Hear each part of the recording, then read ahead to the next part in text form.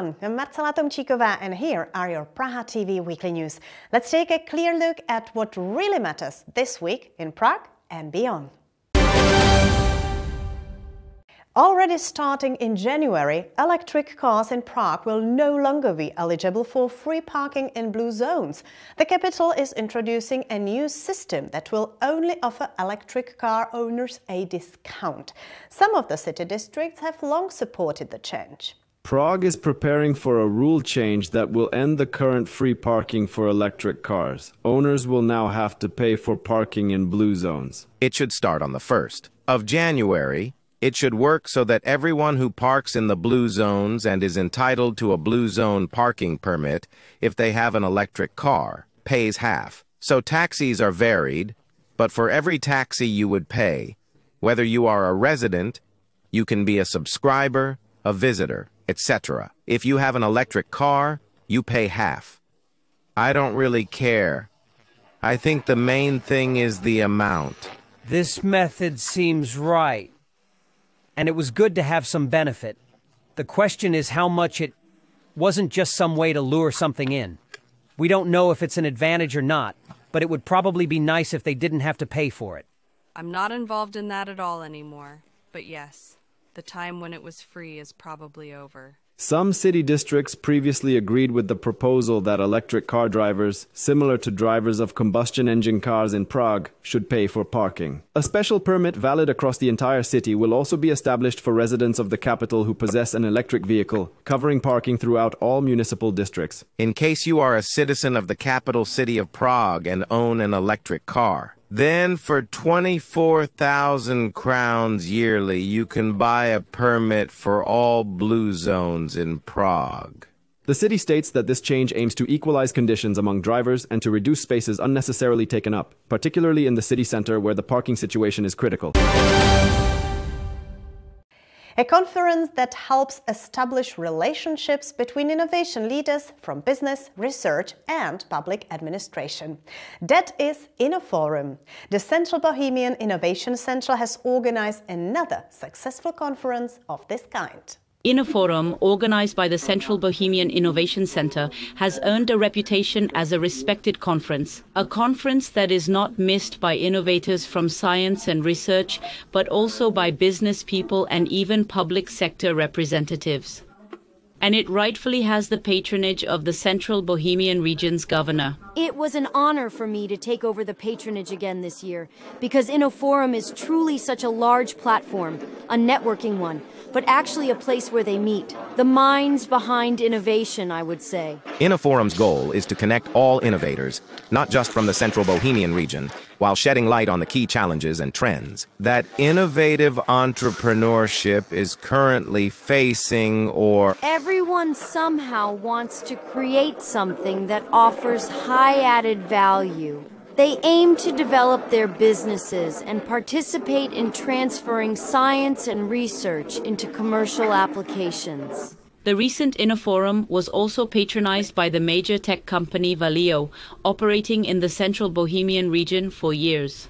For us, as a corporate firm and a high-tech technology firm producing electronic components, it is extremely important for the future to have many new talents. But it wasn't just about discussing the problems and possibilities of the Central Bohemian innovation ecosystem and uncovering opportunities for new ideas and talents. There was also time for participants to share success stories following the conference workshops. This included the company Profimet, which anyone who wants quality care for their teeth and body surely knows, or the traditional industrial company Draslovka Kolín. It has operations in many countries around the world and acquires its competitors, which is always an example of that the company is successful and is trying to transform the traditional mining industry using modern, innovative methods. In the story of Draslovka, the listeners could take away one fundamental experience. For me, it consisted of the fact that one should not be afraid to disrupt one's own business. That is, to disrupt one's own status quo, and actually every day. To test and determine if my business model, if my company remains relevant in this very dynamic era. This year's InnoForum also proved that it can look at the innovation environment comprehensively, not just from a technical and business perspective. One segment is dedicated to mental health, which I find terribly important in this day and age. There are a whole range of new diagnoses that are significantly increasing in the current time, affecting a larger and larger segment of the population. We are talking about mild reflection, anxiety disorders, eating disorders, so-called borderline personality disorder, and considering that these illnesses are increasing, their numbers are rising. It means only one thing: the world we live in, the current ecosystem, particularly the digital ecosystem, is struggling to adapt to that. This year's InnoForum also sent a clear signal that it is not just about technological and commercial successes, but also about sustainability and balance. Understood not only environmentally, but also in relation to the quality of life of every individual human being. Below iconic Petřín Hill, it now looks more like a construction site than a popular tourist destination. Workers are active even in the wintertime or in rain to finish modernizing the cable car. After long decades, it will receive new tracks, technology and, of course, designer cars. The modernization of the Petřín cable car continues right on schedule. Workers are currently busy near the Nebozízek station where they are constructing the new concrete framework for the track. Approximately 1/4 of the final concrete slab, where the tracks will eventually be installed, has already been finished. We are now near the upper turnout, close to the Nebozízek bridge, which is the only one that was not removed, not dismantled, as it was fully reconstructed. Nevertheless, that was the first place where we laid the new rails, the new tracks. Behind me are the steel reinforcements for the final concrete slab. The entire construction should finish in the spring so that the new cars from Switzerland can be moved here. Currently, gradual concreting work is underway, and track installation is also happening in the lower section. The process of installing the rails requires us to drill holes into the new concrete slab to secure the rail knees, holes into which we then insert plugs for chemical anchors. Behind us is the tent maintaining the temperature for the chemistry to work right. Not even the winter cold will stop the workers on Petřín. Due to the delivery deadline for the new cars, construction work must continue even in freezing temperatures. Heated tents on the tracks are therefore supposed to help. Time is pressing us because we have a deadline for next spring, when they will bring us the new cars from Switzerland. This means that winter cannot stop us, which is why we have that tent where we maintain a temperature so that we can use the technologies that do not allow for those negative temperatures. Work on the track continues from both sides simultaneously, from the lower and upper stations. The objective is to maximize the available time so that the cable car can transport tourists and students back up to Petřín. The new Petřín funicular cars will be modern. They will have a timeless design. They will be much airier than the original ones. They will be heavily glazed. They will have a glass roof. The novelty is that passengers in the first compartment can get right to the front. That means to that glazed section and from where there will be a nice view. The Public Transport Authority intends to commence test runs with the new cabins in the summer of next year. New honorary citizenship and medals of the capital city of Prague. 9 prominent residents of the metropolis received awards from the hands of the mayor of the capital city of Prague, Bohuslav Svoboda. The ceremony took place in the Old Town Hall. Honorary citizenships and medals of the capital city were presented in the Brožík Hall, the representative space of the Old Town Hall. A total of 9 personalities came to receive the award, which was personally presented to them by the mayor of the capital city of Prague, Bohuslav Svoboda.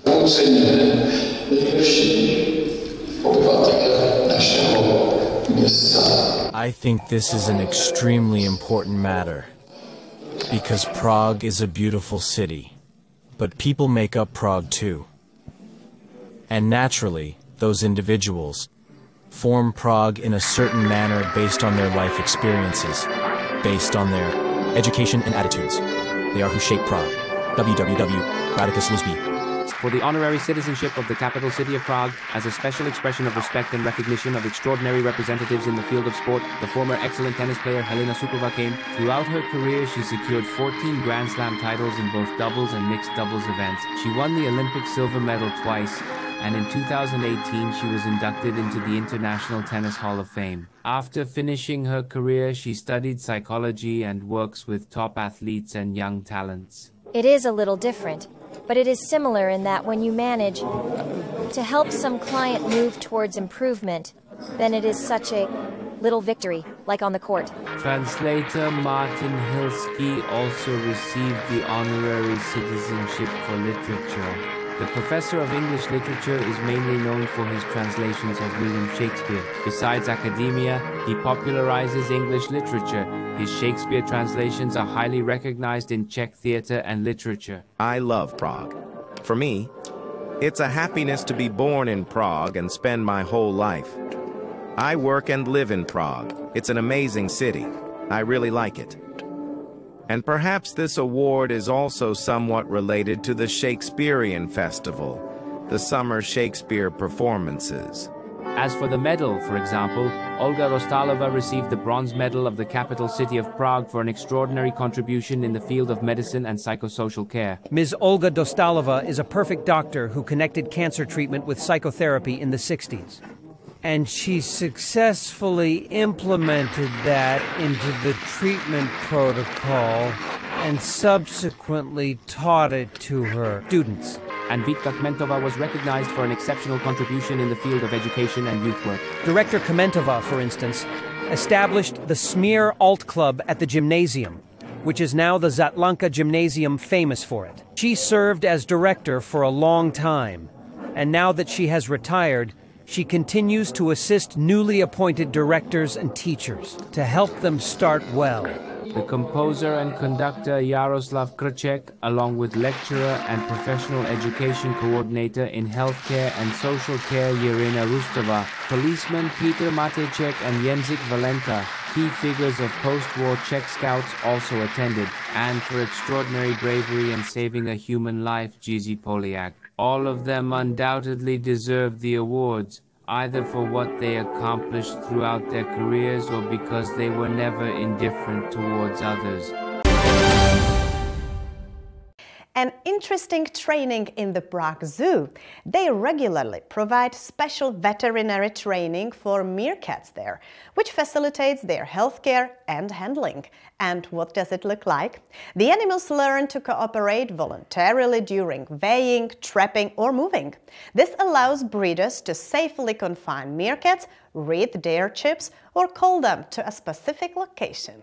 At Prague Zoo's African House, keepers train meerkats for stress-free vet procedures. One part of the training involves catching them into crates, which is used when terrain adjustments are needed in the enclosure or during mandatory vaccinations against rabies. This proves beneficial if we need to relocate the animal for any particular reason or capture it, since capturing them from the transport box is naturally far simpler than trying to catch them in the outdoor habitat or the indoor display area. Reading the chips serves the purpose of allowing us to distinguish between the individual animals. This allows personnel to identify specific distinguishing features on the animals and correctly associate them with the individual animals, their name. Part of the training also includes a special recall signal, which clearly indicates when they should run out of the house and when they should go back inside. I have established 2 distinct auditory cues, one signaling them to go outside and the other signaling them to return indoors. This is beneficial, for instance, if the temperatures were to fall here or if snow were to fall, as they do not venture out in snow here.